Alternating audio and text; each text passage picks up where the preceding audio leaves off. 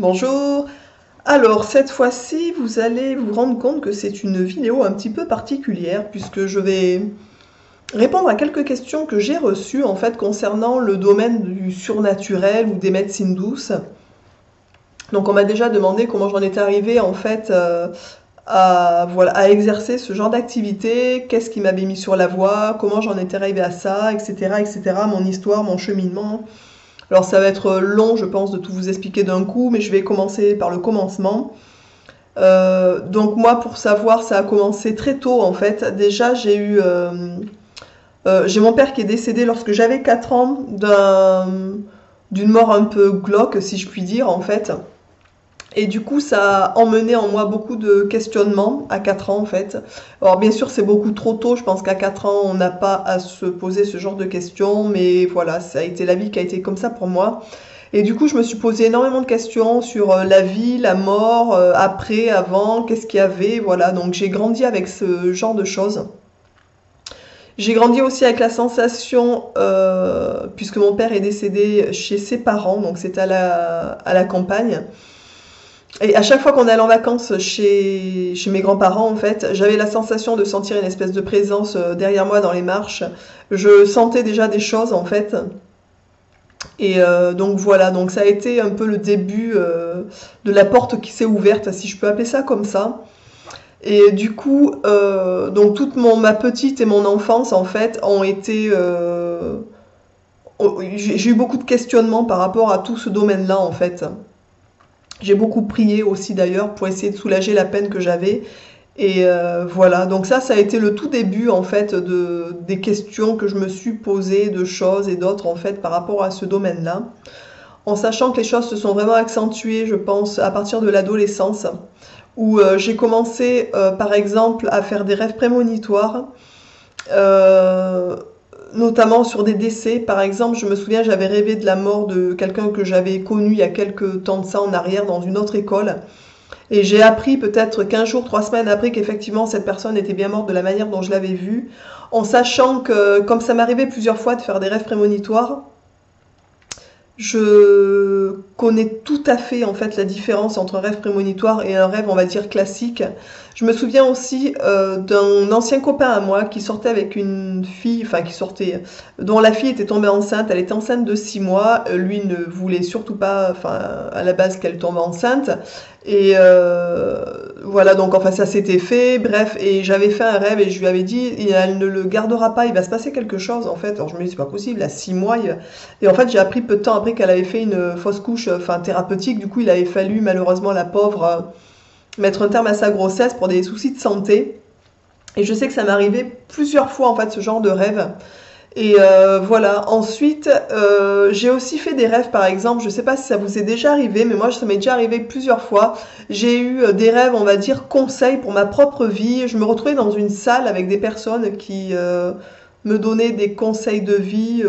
Tu devrais pas, fais attention à, des choses comme ça, en fait. Et c'est des choses que j'ai souvent écoutées qui m'ont été vraiment bénéfiques. Voilà, j'ai aussi fait des rêves, par exemple, de personnes défuntes qui revenaient dans mes rêves me dire des choses. Ça m'est arrivé quelques fois, en fait, ce genre de choses, en sachant pertinemment que ce n'étaient pas des simples rêves non plus. Vraiment, je sais pas si vous avez vécu, mettez-moi en commentaire, ça serait vraiment, voilà, sympa de partager par rapport à ça aussi. Mais moi, je sais, par exemple, je fais mais vraiment la différence entre un simple rêve et un rêve différent, en fait. Voilà. Ensuite, donc ça a été les premières petites étapes en fait de choses qui m'ont vraiment interloquée. Et je me souviens donc j'ai commencé aussi à m'amuser entre guillemets avec le pendule. J'avais peut-être 16 ans ou quelque chose comme ça, 16-17 ans. Faut dire qu'à l'école j'étais assez feignante. Alors j'étais assez bonne, enfin sans trop forcer on va dire. Et voilà, j'avais trouvé, je m'étais dit que puisque le pendule ça fonctionne, je vais me servir du pendule pour trouver mes sujets au bac par exemple. Donc c'est ce que j'avais fait, j'avais vraiment misé là-dessus. Et pour réviser en fait un minimum de choses. Par exemple en espagnol, je me souviens, on avait genre 12 ou 14 textes à apprendre. Donc moi je le passais à l'oral parce que je faisais un bac économie et sociale en fait à l'époque. Et au pendule, j'avais trouvé un texte et je m'étais dit, youpi, je n'apprends que celui-là en fait, hein. Je ne révise que celui-là, comme ça va me soulager pour les autres devoirs que j'avais à faire en fait. Et donc c'est ce que j'ai fait un peu culotté quand même, et il s'est avéré que je suis tombée le jour du bac sur ce sujet. Alors je déconseille bien sûr fortement aux gens de faire la même chose, puisque ça ne fonctionne pas à tous les coups quand même, hein. Donc travailler pour ceux qui sont dans les études. Et voilà, donc ça j'ai commencé un petit peu à m'amuser avec le pendule. J'ai commencé aussi à faire sécher des clémentines. Donc pour travailler un peu le magnétisme, en fait tout simplement. Je sais que j'avais été à des réunions aussi de magnétiseurs radiesthésistes qui étaient dans ma région. Tout ça c'est dans la période de l'adolescence en fait, où vraiment je commençais à sentir qu'il fallait que je fasse quelque chose. Et du coup, ils m'ont mesuré donc mon taux de magnétisme. Et il s'est avéré que j'en avais un taux assez important pour l'époque et on m'avait dit il faudrait vraiment que vous commenciez à faire quelque chose avec, puisque plus on travaille, plus ça se développe. Enfin voilà, donc plus on attend, plus c'est dommage entre guillemets en fait. Et donc à partir de ce moment-là, je m'étais vraiment questionnée de qu'est-ce que je voulais faire en fait, qu'est-ce que j'aimerais pratiquer comme science occulte. Et je m'étais vraiment penchée sur plusieurs sujets. Alors effectivement, dans l'absolu, mon rêve a toujours été de soulager les gens physiquement dans la douleur ou des choses comme ça. Et par contre, j'ai commencé avec les cartes en fait. Donc j'ai commencé à tirer les cartes, à apprendre des jeux. Donc je faisais l'oracle Béline et l'oracle de la Triade. Deux jeux complètement différents mais qui se complètent énormément. Des jeux que j'aimais énormément en fait. Alors après, il y a beaucoup de gens qui commencent avec le tarot de Marseille. Moi, je n'ai jamais accroché avec ce jeu. Il m'a jamais vraiment parlé. Je sais que moi, c'était vraiment l'oracle Béline et l'oracle de la Triade. L'oracle Béline, je l'ai pratiqué assez longtemps. Donc j'ai commencé, je devais avoir 17 ans, quelque chose comme ça. Au début, c'était avec des copains de ma classe ou de mon entourage ou des choses comme ça. Par exemple, un jour, il y a un copain qui était venu me voir. Je me souviens, sa mère avait un procès. Alors je me souviens même plus pour quelle raison. Et il m'avait demandé, oui, voilà, tu peux pas me faire les cartes, regarder vite fait. J'ai dit, oui, oui, si tu veux, il n'y a pas de souci. Et j'avais vu que sa mère était en procès, ce que je ne savais pas du tout, en fait. Et je lui avais dit, écoute, ta mère, je sais pas, elle a un problème avec un tribunal, elle va passer au tribunal, il y a quelque chose. Il m'a dit, oui, oui, effectivement. Et puis j'ai dit, c'est bon pour elle, elle va gagner, quoi. Enfin, il n'y a pas de souci, qu'elle se fasse pas de soucis. Ça s'est avéré vrai, en fait. Je me souviens une autre fois, en fait, j'avais tiré les cartes à une personne qui était en fauteuil roulant. Une dame que je côtoyais à l'époque était hyper gentille en fait et qui savait que je faisais les cartes et qui m'avait dit voilà écoute tu peux pas regarder s'il te plaît. Alors je lui dis oui écoute ok, mais moi comme je disais aux gens à l'époque voilà je vous l'ai fait mais c'est vraiment c'est un jeu, c'est on regarde, faut pas prendre ça au premier degré. Si je dis blanc c'est pas obligatoirement blanc quoi. Enfin ce qui m'inquiétait un peu dans les cartes en fait. Et du coup, donc je lui avais tiré les cartes, je lui avais vu qu'elle allait se séparer, ce que je ne savais pas du tout en fait. Donc elle était aussi avec un ami qui était à l'époque aussi en fauteuil roulant, qui est décédé d'ailleurs depuis, le pauvre. Et je lui avais dit que ça allait très très mal se passer au niveau du divorce. En même temps, bon, il y a quand même plus de chances que ça se passe mal que ça se passe bien. Donc on peut se dire qu'au niveau des cartes, c'est facile. Tout le monde peut dire ça en fait, hein, tout simplement. Je lui avais dit qu'elle allait rencontrer quelqu'un d'autre assez rapidement derrière, et donc quelqu'un de valide et qu'elle aurait un enfant, mais vraiment très très rapidement après la rencontre. Et là, elle m'a dit oula, mais non, c'est pas possible. Déjà, enfin, pour que je rencontre quelqu'un, ça va être compliqué. En plus, je veux pas d'autres enfants. Elle avait déjà une fille. Elle dit non, non, moi c'est pas possible. C'est voilà. Et je me souviens, je l'ai recroisée peut-être 8 mois après, même pas un an après lui avoir tiré les cartes. Et elle était enceinte et elle avait rencontré quelqu'un. Enfin, c'était assez drôle en fait. Et elle avait rigolé. Elle m'a dit effectivement, tout s'était vraiment déroulé. Voilà, donc j'avais fait pas mal de jeux comme ça, pas mal de cartes à pas mal de personnes et franchement j'avais des résultats assez sympathiques on va dire. Mais ce que je n'ai pas aimé dans ce genre de pratique, c'est pas les cartes, c'est pas la relation, c'est pas du tout la relation que j'ai eue avec les cartes parce que franchement ça serait que de moi, je continuerai en fait. Mais je souhaite pas du tout continuer, d'ailleurs je les ai pliées, les cartes c'est fini pour moi et tout ça parce que les gens sont je sais pas comment dire, les gens quand ils vont voir les tireuses de cartes, on va dire, ou les médiums, c'est vraiment par désarroi plus que par questionnement. Et je n'aime pas ça du tout, en fait. Les gens vous prennent vraiment pour prennent vraiment pour argent comptant ce que vous allez leur raconter. Non pas que ce qu'on raconte c'est vrai ou pas vrai, mais ça ne reste qu'un jeu de cartes. On est tous maîtres de sa vie. Si à un instant T, par exemple, la réponse est négative, une demi-heure après, elle peut repasser positive si la personne change sa façon d'être, son attitude. Il y a tellement de choses qui rentrent et qui rentrent en ligne de compte par rapport au chemin. On peut pas s'arrêter sur un moment, voilà. Enfin bon, tout ça pour dire que les cartes, j'ai quand même assez arrêté rapidement. Je les ai arrêtées peut-être au bout de 3 ans, quelque chose comme ça. Malgré les résultats que j'avais qui étaient tout à fait corrects. Donc je me suis dit qu'est-ce que je pourrais donc bien faire encore, parce que j'étais vraiment passionnée, je lisais plein de choses, enfin voilà, sur la réincarnation, sur la décorporation, tout ça, ça m'intéressait, ça faisait vraiment partie de mon être en fait. Ça bouillonnait déjà en moi depuis assez longtemps. Et du coup, je me suis dit, bon, ben, puisque les cartes c'est un peu spécial, je vais m'orienter toujours dans ce même domaine, mais sur un chemin de vie plus long. Comme ça, il n'y a pas d'attente précise en fait. Et donc, j'avais appris à monter les thèmes astro. Donc ça, c'était un travail assez dur quand même, parce que j'avais pas mal bossé quand même. Il y a pas mal de planètes, il y a pas mal de... Enfin, c'était assez... je considère ça un peu comme un puzzle à l'époque. Il fallait rassembler toutes les pièces par rapport aux cartes. Et je trouvais ça mais passionnant. Si ce n'est que pour monter un thème, il me fallait peut-être au moins... je pense 10 heures, 15 heures, quelque chose. C'était assez long quand même. Et voilà, donc pour m'entraîner et m'amuser, ben, j'avais offert des thèmes à plusieurs personnes, notamment à un copain que j'avais à l'époque qui ne croyait pas du tout, il était assez cartésien, il disait « Oh, tu penses une connerie ?» J'écoute, pour moi, tu es la personne parfaite en fait, parce que tu auras un avis objectif. Voilà, les gens qui sont prêts à tout croire, tout gober, entre guillemets, bon, je me disais, c'est pas vraiment une évaluation... Enfin, je préférais quelqu'un qui n'y croit pas du tout et avoir son avis, voir ce qu'il en pensait en fait. Donc je lui m'a dit, écoute, ok, ça me dérange pas, tu peux me faire mon thème. Mais bon, il était vraiment... Et du coup, je lui avais fait son thème astral et je lui avais donné. Par contre, je lui avais dit, sois gentil, prends le temps de le lire à tête posée. Va pas dans un troquet avec des potes, entre deux beuveries pour lire 3 lignes. Pose-toi le soir au lit, tranquille, lis-le et voilà, sois honnête avec toi. Et regarde un peu ce qu'il y a dedans et dis-moi ce que t'en penses.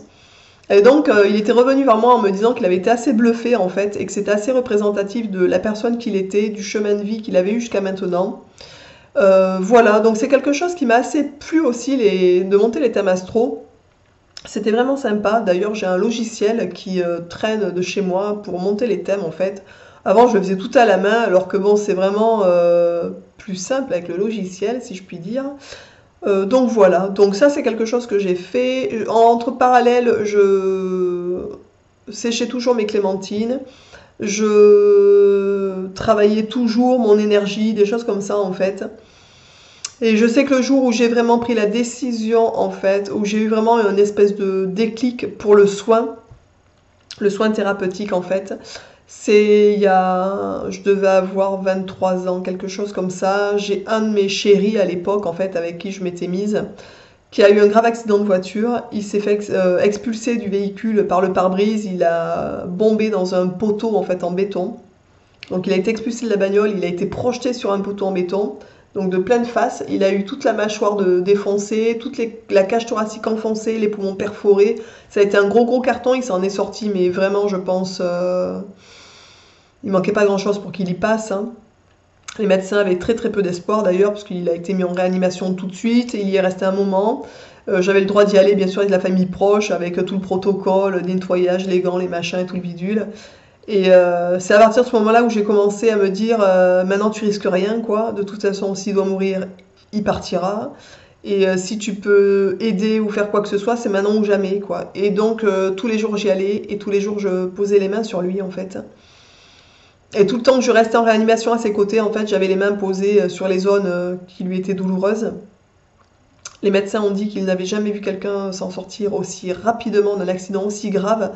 Ils étaient un peu abasourdis par rapport à l'évolution en fait. Alors je ne dis pas que c'est moi du tout, hein, c'est pas du tout... c'est juste parce que c'était quelqu'un de costaud et qui devait aussi s'en sortir. Mais je pense que ça m'a permis en fait de me rendre compte que le magnétisme était aussi important. Puisque après la réanimation, il est resté peut-être à peine une semaine à l'hôpital et les médecins ont dit mais c'est pas possible, il est déjà debout, il marche, enfin c'était un peu particulier en fait. Et du coup il est sorti beaucoup plus rapidement que ce qu'il n'aurait dû sortir. J'ai eu d'autres expériences comme ça en fait par rapport au fait que j'ai posé les mains. Par exemple, une personne qui s'était brûlée dans mon entourage. C'était pas une brûlure importante du tout. C'était une brûlure comme on peut se faire dans la cuisine avec de l'huile, ce qui est déjà assez, je veux dire, douloureux malgré tout, puisque ça fait des cloques et on a quand même vraiment mal.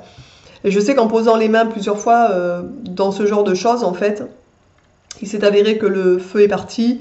Voilà, ça a été des petites expériences qui m'ont fait en fait cheminer vers le soin en fait et vers vraiment l'intérêt que j'ai eu et vers le choix. Voilà, ça a été ces deux moments, je pense, qui ont été déclencheurs sur ce que je voulais vraiment faire en fait. Et à partir de ce moment-là, ben, j'ai commencé à faire des formations.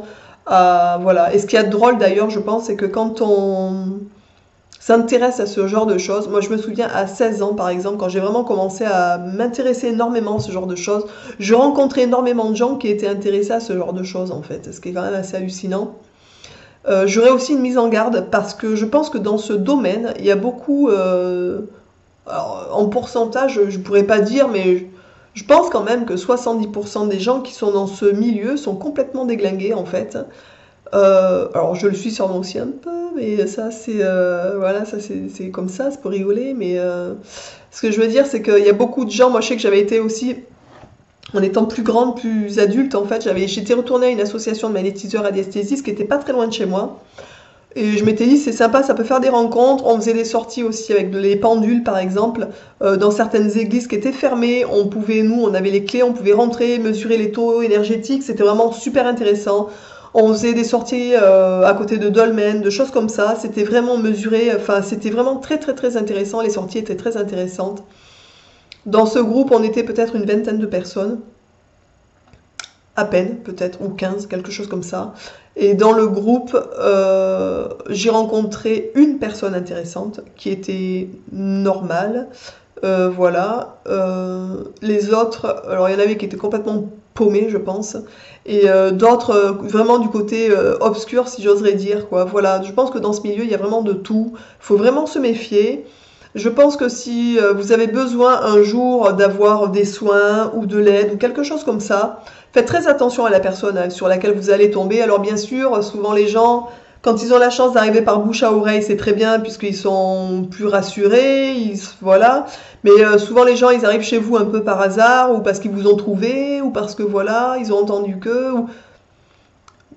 Franchement, regardez la personne en face de vous. Si elle vous parle de choses un peu trop farfelues, laissez tomber, quoi. Partez. Je veux dire, moi, je sais que je suis quelqu'un de normal. Je parle normalement aux gens. Alors, bien sûr, j'ai mes convictions, j'ai mes croyances, mais ça ne regarde que moi. Je veux dire, j'ai même pas étalé mes croyances. Ouais, ça ne regarde. Enfin, je suis pas là pour ça, quoi. Je pense qu'on n'est pas là pour ça. Alors oui, je crois en la réincarnation et ma main à couper, c'est-à-dire j'en suis mais plus que persuadée par rapport à certaines expériences que j'ai eues aussi. Mais pour autant, quand les gens viennent chez moi, je leur parle pas de réincarnation, de méditation, non, ils viennent se faire, je veux dire, soulager. Je vais les soulager avec ce que j'ai appris, mes compétences. Après, si on échange sur certains plans, si la personne a envie de parler ou a des questionnements ou des choses comme ça, je partage volontiers, je veux dire, ce que je suis. Mais je pense qu'il faut quand même vraiment faire attention parce que dans ce milieu, il y a vraiment beaucoup de personnes qui sont à fuir en fait. Donc voilà. Je sais que même moi, par exemple, si je devais un jour aller voir un magnétiseur ou quelque chose, j'aurais vraiment beaucoup, beaucoup d'appréhension. J'aurais très peur en fait et je pense que j'aurais vite fait de partir, c'est-à-dire que j'irais voir une personne mais si je sentais la moindre faille en fait je partirais puisque ça peut être je pense assez dangereux aussi en fait d'être dans de mauvaises mains. Non pas que la personne va vous faire du mal ou des choses comme ça, mais je pense que tout simplement c'est de perdre son argent, voilà. Donc moi aujourd'hui je pratique honnêtement, j'essaye d'être le plus sincère possible. Je vous mettrai d'ailleurs pour ceux que ça intéresse sous la vidéo le lien de mon site de magnétisme, en fait de ce que je pratique. Il n'y a pas encore l'onglet naturopathie puisque ça me demande du travail de transformer mon site, j'ai pas encore fait en fait, mais il faut que je le fasse. Et il y a pas mal de témoignages, vous pourrez voir en fait, je pense qu'être quelqu'un de sincère, d'honnête, je ne promets rien à personne, j'essaye de toujours faire de mon mieux, de soulager les gens, et ça fonctionne et j'en suis ravie en fait, voilà. Donc pour tous ceux qui auraient envie de pratiquer, de vous lancer, qui sentent qu'ils aimeraient, faites-le. Je veux dire, ça ne coûte rien. Si vous connaissez des gens dans votre entourage qui ont des douleurs ou des choses comme ça, posez les mains dessus, vous allez voir si ça soulage pas, ça soulage pas. Mais peut-être que vous avez de quoi aussi aider les autres. Je pense en plus, une de mes grosses croyances par rapport à ça, je pense que tout le monde est apte à aider en fait les autres. Je pense qu'on est tous faits de la même manière. La seule différence, c'est qu'il y a des gens qui y croient pas, qui pratiquent pas. Je pense que c'est vraiment comme de la peinture ou du dessin. On est tous capables de peindre ou de dessiner. Il y a vraiment, mais même un gosse de 3 ans dessine, hein, ou peint, ou barbouille, quoi, je veux dire. Pour autant, on sera jamais tous des Van Gogh, ça c'est certain. Donc voilà, il y a différents degrés, mais on a tous du magnétisme. On peut tous le travailler. Plus on le travaille, de toute façon, plus on va le développer. Donc même si à la base vous n'êtes pas quelqu'un qui est vraiment qui avait du magnétisme vraiment très développé, mais si vous êtes passionné, que vous allez le développer, le travailler, ça va quand même grandir en vous, en fait, c'est certain. Et qu'est-ce qui fait grandir aussi le magnétisme? C'est l'amour, l'amour de l'autre, l'amour de la vie, le respect, enfin tout ça en fait, toutes ces valeurs-là nourrissent aussi, je pense, le magnétisme. Et voilà, donc j'espère que cette vidéo, enfin blabla un peu longue, vous aura plu, que j'ai répondu en fait à mon cheminement par rapport à tout ça. Si vous avez d'autres questions par rapport à ça, n'hésitez pas à les poser, j'essaierai d'y répondre le plus honnêtement possible. Un jour, je vous raconterai aussi des expériences surnaturelles que j'ai eues, par exemple mes premiers sur du spiritisme ou des choses comme ça. Voilà, je sais que ça peut peut-être intéresser des gens. Je vous donnerai aussi des prières, je vous dis, de guérison, des choses comme ça, pour ceux que ça intéresse, qui auront envie, quoi. Je vous souhaite donc à tous une merveilleuse journée. N'hésitez surtout pas à mettre des pouces vers le haut pour ceux qui ont aimé la vidéo, c'est gentil. Partagez sur les réseaux sociaux pour ceux que ça intéresse. Je vous souhaite à tous donc de passer une merveilleuse journée et je vous dis à bientôt.